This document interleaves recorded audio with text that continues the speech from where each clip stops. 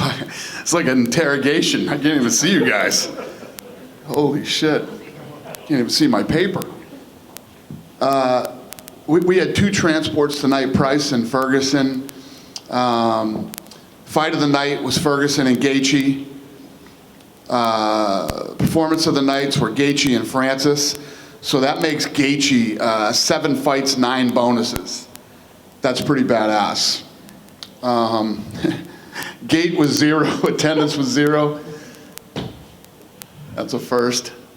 Dana, I mean, obviously, I know it means a lot probably just to get this event done, to get back is an accomplishment in itself, but then to end it the way we did with that main event, just absolutely incredible. Can you talk about just how you're feeling at this moment after that fight?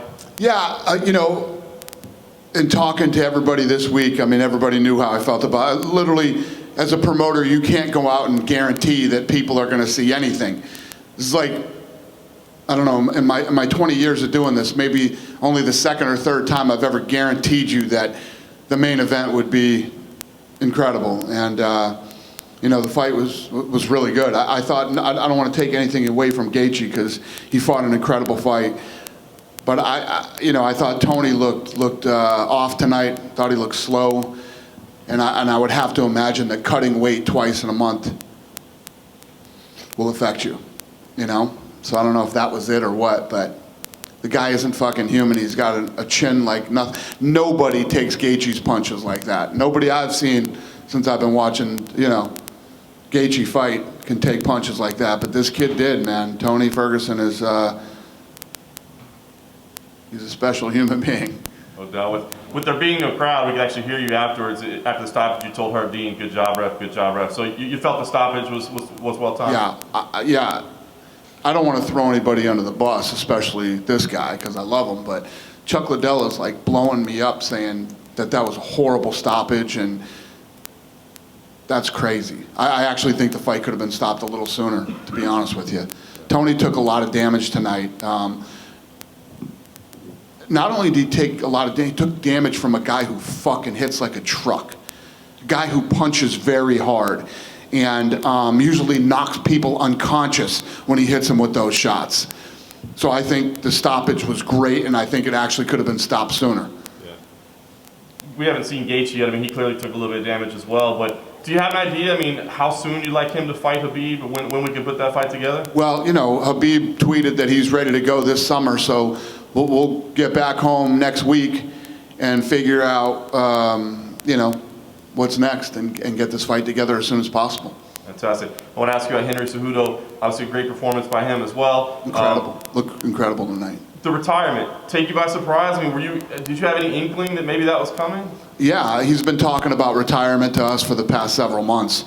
I didn't know he was going to do it tonight, but I knew he's been talking about it. And my opinion on that. If you start talking about retirement in this business, it's probably a good idea. Yeah. Although, I think he's one of the best in the world, right? He looked incredible. And say what you want about Dominick Cruz and his layoffs and all this other stuff. Cruz is a badass fighter with a very high fight IQ and very motivated to win, et cetera, et cetera. And tonight was a big win for Cejudo. Yeah, no question. Now you've got to figure out what to do with the title. I know that you probably want to mull it over a little bit, but are there any initial leanings on what you would do? You've got Sterling and Jan saying maybe they should fight for the title. It's Peter, Jan, and somebody. Yeah. We'll get that figured out too. We'll make a title fight next week for the vacant title and probably do that fight as soon as possible.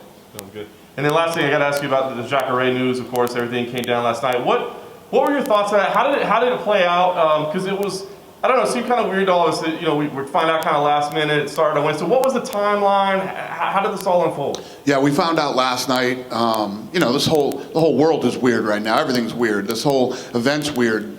It's different. We live in a different world than we did 2 months ago. And, the bottom line is the system worked. The system is you want to find people that, what you don't want to do is 2 days after the fight say, oh shit, Jacquard tested positive for, so it worked. The system worked that we put in place. Most of you that are here have worked with us for a long time. You know how we are. Without sounding like a jackass, we're really good. at what we do. We're very, very good at what we do. And the way that this week went, we'll just get better. We'll get better by Wednesday. Then we'll be better by Saturday. And then after Saturday, we'll start to catch our stride and really get this thing dialed in and get it figured out. And the longer this goes, the better the testing technology is going to get, and the faster it will get. And, we're going to prove by next Saturday that professional sports can come back safely. Yeah. Was there any discussion at all when it was first identified on Wednesday to just pull the fight then, or to send him home then rather than wait? And obviously he did the face-offs and he mingled with some people and that sort of thing. So in retrospect, would it have been better on Wednesday to just say, hey man, he says he's been around some people with it, we just got to get him out of here? No, yeah, I mean, we had, this guy was with the people that he was with the entire time. We kept him away from people, and now we know that he has it. He tested positive, we tested him, we know he has it, and now we can help him too. Whatever this guy's gonna need, we know he's positive, and we can help him and his family. I don't know, what he's gonna need medically or what, that's the other thing. When we're testing all of our employees and our fighters, we'll find out who has this thing and we can help them. Yeah. Last thing for me on that, you said you're going to continue to get better, continue to change. Are there any direct changes that will be made to the fighters that are coming in this week? Any policy, procedure changes because of what happened here? Was there anything learned that you could say, okay, here's where we tweak it now? I'm sure, yeah, of course. However it was handled this week, this is our first week. Like I said, we'll be better Wednesday. We'll be better Saturday, and so on and so on. It'll only get better. Yeah. And we can share what we learned here doing 3 events with other sports leagues who are reaching out to us and asking. Go ahead. Well, I was about to ask that. How many sports leagues have? Yeah, no, the sports leagues and states asking us. A lot can be learned by what we're doing here, not just for professional sports, but sending people back to work and lots of other things in life. Has the president reached out to you? Talked to the president tonight. He called me, yeah. Just say congratulations. Yeah. What do you do with Francis now? Another quick finish for him. He's obviously kind of stuck in a weird position, but where does he go from here? He seems to want to be active, but I don't know who else he could fight at this point.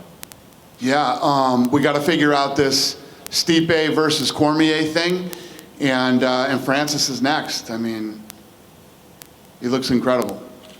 And so a lot of people online were wondering who the people that were fist bumping the fighters on the way out. So who were those people in the crowd greeting the fighters as they walked out? I have no idea. Greg Hardy walked out and someone just kind of gave him a fist bump. He looks confused. Yeah, I have no idea. Had to be people that were working the event. I know that Jacquard tested positive for stuff, but if you look at the situation the world's in right now, and the event tonight and the fight tonight, is this as close to a home run as you could have got this evening?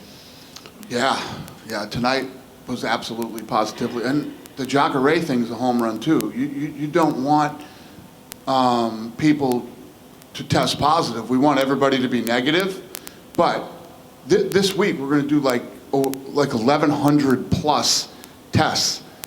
Somebody's going to be positive. It's impossible not to be. What's the situation with Jacquard and Uriah Hall's pay? Are they both going to get paid? Yeah, we'll get them figured out. Earlier tonight on Twitter, I know you've done a couple of interviews about this already, but Stephen Espinoza alleged that you guys have a clause in the contract that means you can take away the fighters' money if they say disparaging things about the company. I just wanted you to hear your reaction to that. Say that again to me. Stephen Espinoza tweeted that you guys have a clause in your contract that could take the fighters' purse away if they say something negative about the company. I just wanted to give you a chance to respond to that.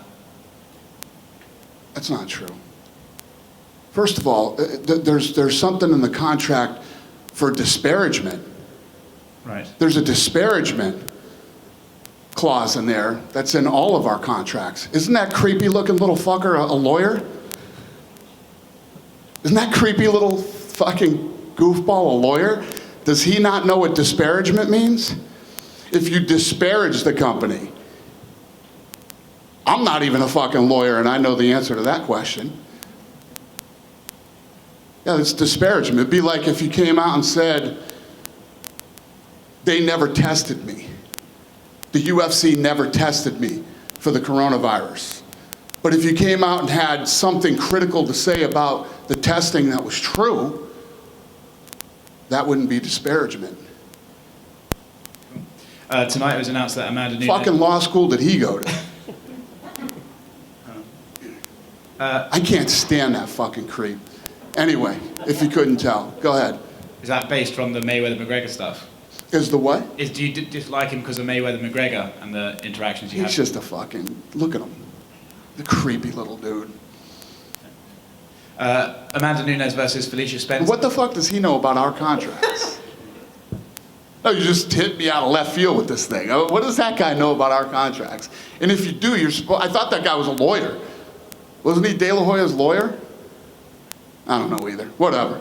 But anyway, I hope I answered your question. Yes. That's the truth. Thank you. Amanda Nunes versus Felicia Spencer announced for UFC 250. Is that the confirmed main event, or are you looking to add potentially another title fight? I don't even know. Right now, off the top of my head, I got so much other shit going on in my head right now. I don't know. Joe Rogan was interviewing the fighters tonight in the cage next to them, and he said on commentary multiple times that he wishes he, Anik, and Cormier could just sit together properly. Why are those guys spread out and then have them do like spots together and stuff like that? Yeah, you know, obviously there's this, you know, the whole social distancing and keeping people away from each other and everything. Everybody here was tested, you know. The people that are still here we know are negative. I don't know. You know, we're just trying to, like I was saying with Morgan earlier, we're still figuring this whole thing out. You know, this was the first one. It was a success. Wednesday will be better. Saturday will be better than that, and so on and so forth. And last thing from me, earlier today, on I think it's your Instagram, Nate Diaz told Conor McGregor to shut his mouth, and then Conor replied, "Why didn't you sign the contract?" Right. Is there something there that we should know about? No, I mean, they don't like each other, but no, there's nothing going on. I mean, Conor wants to fight. I don't even know if Nate wants to fight. You know, I think they're just talking shit to each other. Sorry, two more things. What is next for Dominick Cruz at this point? He lost the title shot. He was out for 4 years beforehand. He looked good in there, but he did lose. Yeah. What do you think's next for him? I don't know. I honestly don't know. I mean, I guess that's up to him. You know, I know he was unhappy with the stoppage and, you know, was telling me that he thought the stoppage was bullshit and stuff like that. So I don't know how he feels about it. And is this the end of Tony Ferguson versus Khabib Nurmagomedov? Well, for now it is, yeah. Thanks, Dan. Yep. Dana, President Trump had a message of, you know, this being the first live sport to be back. How did that come about? He, you know, he wants sports back. He wants to do it in these phases. He thinks that sports needs to come back first, then figure out how to get people back to work, and then figure out how to get kids back in school. You know, we came out and we were first, and he congratulated us on being first. Were you surprised? Yeah. Well, I thought it was, you know, it was very nice of him, cool, but very typical of him. This guy's been awesome to me for 20 years. How much confidence does this give you now that UFC 249, you know, is in the bag and moving forward with the rest of the events this year? I was confident, you know, 3 weeks ago. I was confident 2 weeks before that. I knew we could do this. I knew we could do it. I knew we'd figure it out. And even with all the hurdles that we had early on, this has been fun. It's been challenging and it's been fun. I know that sounds a little demented to tell you that I've had fun going through this, but it's been challenging, and I've enjoyed the whole you know, game of it, if you will. So during the pandemic, you didn't get as much rest as the rest of us did. Yeah, no. Yeah, my poor team. Where's Hunter? Where's Hunter? This guy was within an inch of death. The coronavirus was going to kill him before it even fucking got to him. My team has worked hard, and it's One last thing for me. You were there, cage side, no crowd in the stands. What was that experience like? weird. It was weird.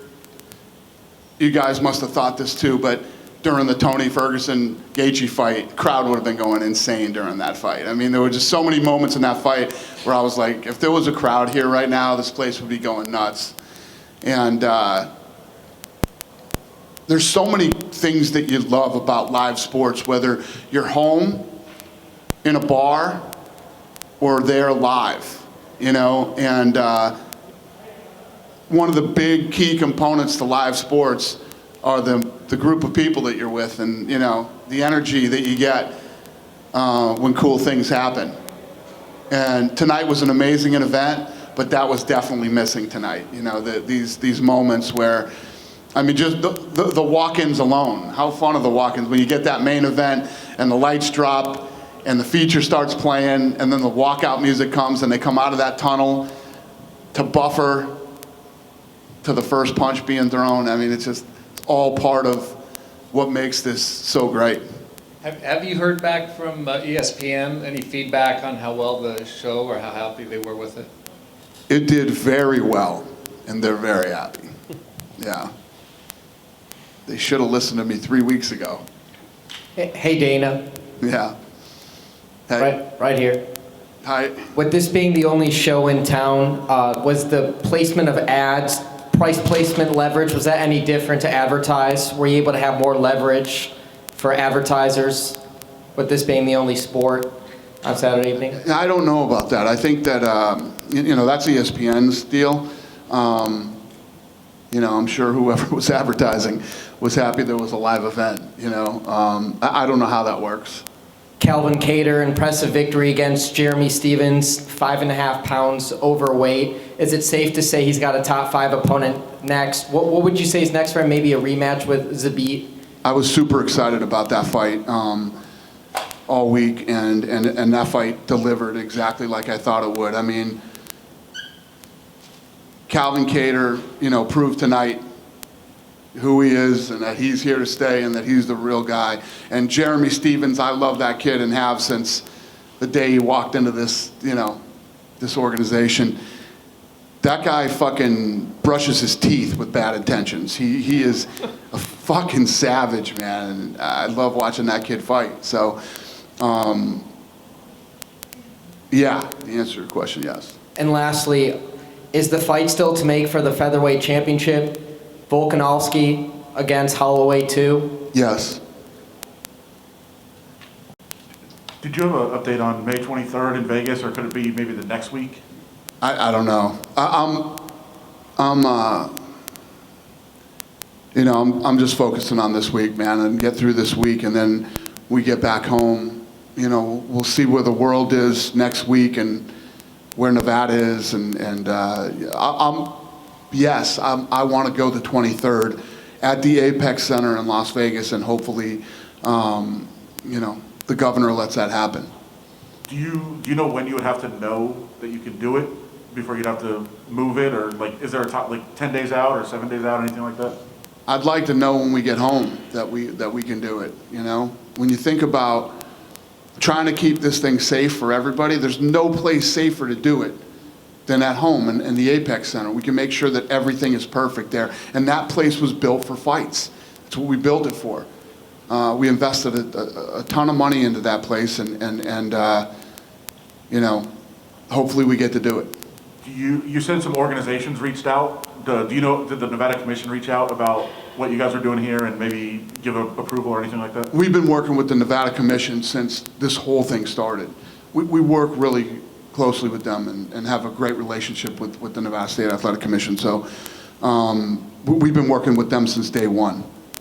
How quickly would you like to know what to do with the 35-pound belt, or do you want to wait till Henry kind of settles down and finalizes? To do with what? With the Henry's belt, or do you wait to if he's really serious about No, it? I mean, listen, what you do is, we have 2 more fights here this week. We got Wednesday and Saturday. So my team is going to be buried, working this week. You let that guy take a week, go home, or whatever he's going to do, and think about it.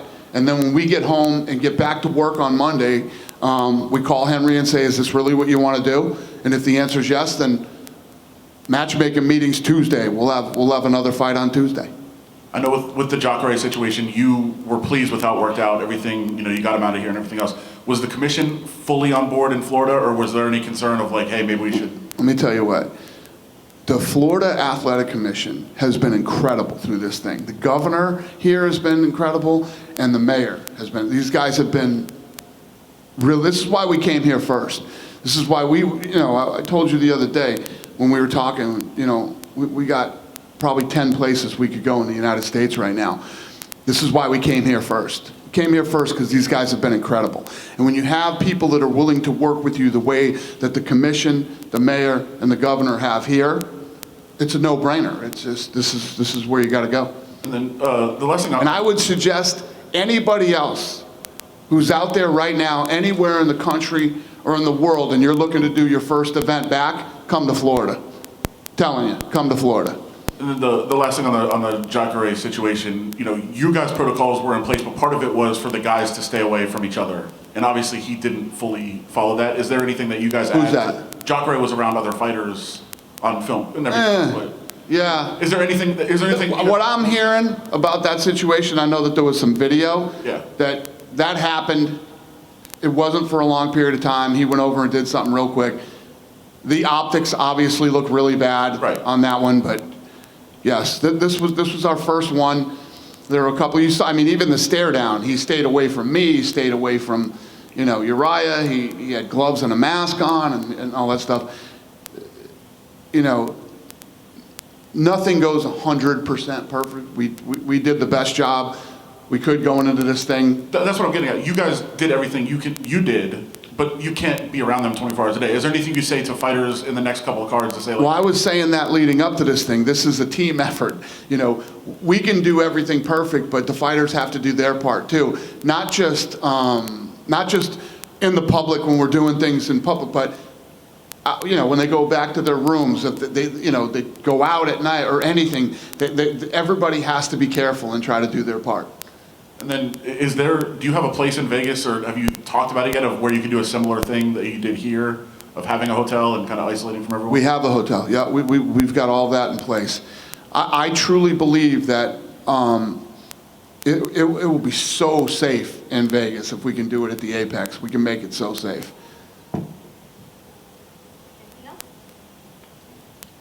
That's it? And thank all you guys for coming too, man. I know, this thing scares a lot of people, and thanks for coming and supporting it. We appreciate it. Be safe. Have a safe trip home.